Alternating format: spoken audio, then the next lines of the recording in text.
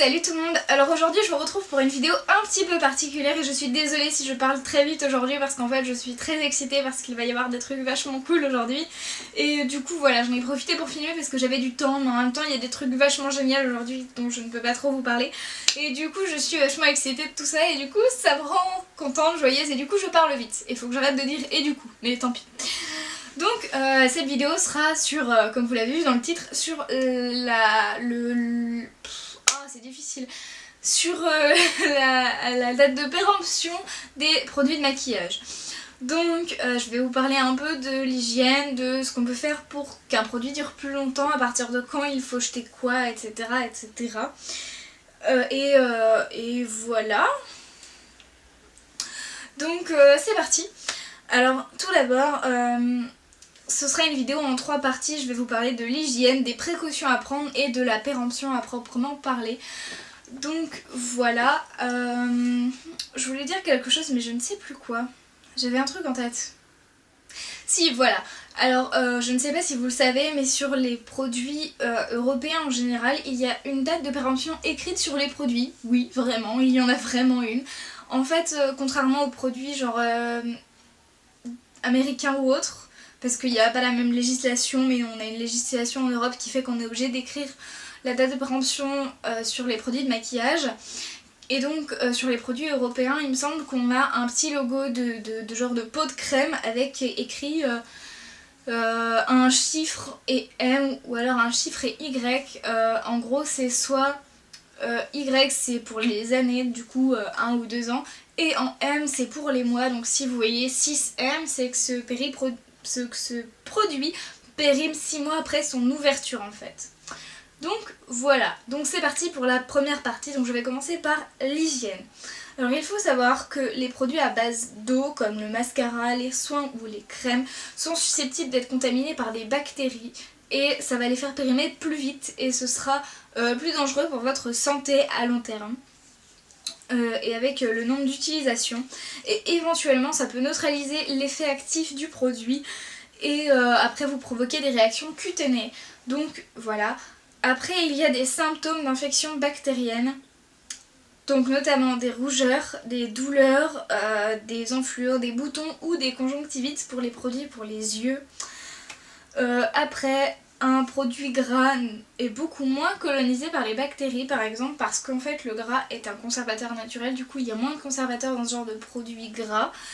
Et en plus de ça, c'est pas un produit qui prend les bactéries, mais c'est un produit qui s'oxyde à l'inverse. Et c'est tout pour la partie hygiène. Parlons maintenant des précautions à prendre. Alors bien évidemment se laver les mains régulièrement avant d'appliquer des produits. Donc si vous avez des pots de crème, moi je sais que j'en ai, lavez-vous les mains avant de plonger les mains dedans parce que sinon vous apportez des bactéries que vous mettez dans la crème et ensuite vous les appliquez sur votre visage. Sauf que ces bactéries se retrouvent sur votre peau et en même temps sur la crème. Donc elles ont le temps de se développer dans la crème, de germer et au fil du temps de coloniser peu à peu votre pot de crème, etc. ou de maquillage. Et c'est une catastrophe et ça fait périmer le produit beaucoup plus vite parce qu'il prend des effets néfastes ou ne prend plus d'effet du tout d'ailleurs. Donc se laver les mains. Évitez de partager des produits avec d'autres copines, votre famille, etc.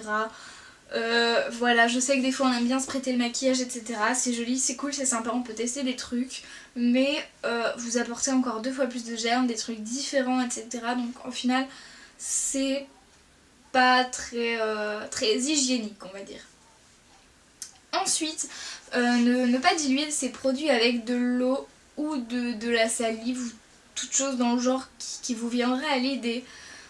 Parce que il n'est pas forcément une composition d'eau de base, ça peut être souvent du gras par exemple, mais qu'en plus de ça vous allez apporter de nouvelles choses qui n'étaient pas dans la crème au départ et il pourrait y avoir des réactions ou des choses qui font que ça va être une catastrophe. Donc ne diluez pas vos produits.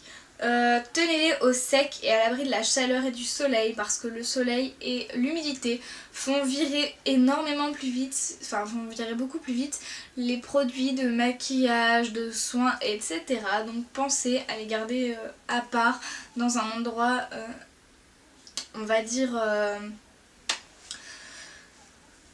je sais pas moi, un placard ou autre. Voilà, donc évitez les salles de bain parce que il y a beaucoup d'humidité, donc au pire faites-le dans votre chambre, mettez-vous un petit coin loin du soleil, donc évitez d'y exposer sur votre commode si elle est au soleil, pas loin de la fenêtre ou s'il y a un miroir. Enfin voilà, mettez vraiment tout ça dans un petit meuble ou autre et dans un endroit qui n'est pas à l'humidité. Ensuite, nettoyez vos pinceaux, vos éponges au moins une fois par semaine parce que ça prend énormément de bactéries et après vous les remettez dans le maquillage et vous en rappliquez, enfin c'est la misère totale et en plus ce sera beaucoup mieux d'utiliser des pinceaux et des éponges propres. J'insiste surtout sur le fait des éponges parce que les éponges ont beaucoup plus tendance à avoir des microbes ou des bactéries et du coup il est 2 fois plus important de laver ces éponges que les pinceaux selon moi. Pensez à laver aussi votre trousse à maquillage, donc pensez à la vider de temps en temps, à la laver, à la passer à la machine, à en changer, à laver vos produits et à les remettre dans une nouvelle trousse ou dans une trousse propre. Parce que ces germes qui se baladent sur vos produits après restent dans votre trousse à maquillage et même si vous mettez un nouveau produit qui est propre et neuf, que vous le mettez dans une trousse à maquillage sale, ce produit va très vite reprendre les bactéries et ça n'aura servi à rien de l'avoir nettoyé ou autre. Donc voilà, et ensuite privilégiez certains packaging, notamment les flacons pompe parce que vous n'avez pas le bouchon directement ouvert ou n'importe quel truc rentre dedans et ressort, etc. Les flacons pompe sont beaucoup plus hygiéniques à ce niveau-là. Par exemple, évitez les pots, enfin voilà, ce genre de packaging un peu cracra au final. Et voilà. Et enfin, on va passer à la dernière partie qui est la partie péremption à proprement parler du produit. Alors à partir de quand est-ce qu'on peut savoir qu'un produit est périmé, surtout s'il n'y a pas de date écrite dessus parce que c'est un produit étranger ou autre. Alors on peut le voir à la couleur parce que la couleur aura viré, sera devenue plus jaunâtre. On peut le voir à l'odeur, si l'odeur devient pestilentielle ou est devenue bizarre, un peu dérangeante, voilà. S'il a été exposé à la chaleur pendant une longue période, s'il a été exposé à l'humidité, si sa texture a nettement changé ou si même il y présente de la moisissure, c'est sans doute un produit qui est périmé et je vous déconseille fortement de l'utiliser. Alors je sais que ça fait très mal des fois de jeter des produits qui vous ont coûté 25 €, etc. ou genre un blush, etc. Mais tous les produits crème, les rouges à lèvres, etc. Non, pas les rouges à lèvres en fait. Les produits crème, etc. Enfin, franchement, n'hésitez pas à les jeter parce qu'au final, ça ne va pas être bon pour votre peau et ça ne sert à rien de garder un produit dont vous ne vous servirez plus, qui sera juste là pour être joli, quoi. Parce que ça rajoute des bactéries, ça sert à rien, ça prend de la place. Enfin, c'est ridicule, même si ça fait mal au cœur d'y jeter. Pour les rouges à lèvres, ils ont une durée de vie un peu plus longue parce que c'est de l'acide gras en fait et que ça se conserve beaucoup plus facilement. Donc voilà. Alors ensuite, pour chaque produit précisément, un mascara se conserve environ 3 à 6 mois, pas plus. Pour les fonds de teint et cache-cerne liquides, et je dis bien liquide parce que ce n'est pas la même durée de vie. Pour les fonds de teint liquides, on a de 6 à 12 mois. À savoir que les produits bio ou hypoallergéniques qu'on trouve en pharmacie ou dans les magasins bio ont moins de conservateurs et périment donc plus vite. Parce qu'ils sont bio, du coup ils ont moins de conservateurs, ils ont moins de trucs dégueulasses. Ils ont peut-être plus de gras parce que du coup c'est naturel, mais ils périment plus vite. Ensuite, les fards à joues et les ombres à paupières crème. Pareil, 6 à 12 mois, contrairement aux fards à joues et ombres à paupières poudre, où c'est au moins 1 an pendant lequel on peut y garder.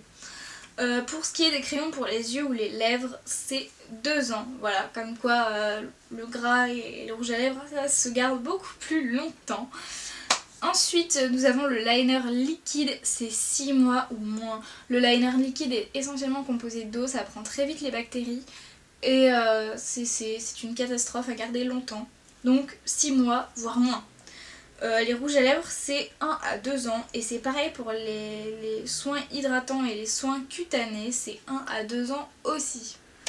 Donc voilà, j'espère que cette vidéo vous aura plu et vous aura aidé à éventuellement vous séparer de certains trucs produits de maquillage dont vous hésitiez à vous séparer, donc vous ne saviez pas vraiment s'ils étaient périmés ou non. Mais en tout cas, j'espère que cette vidéo vous aura plu et on se retrouve bientôt pour une prochaine vidéo. Ciao ciao!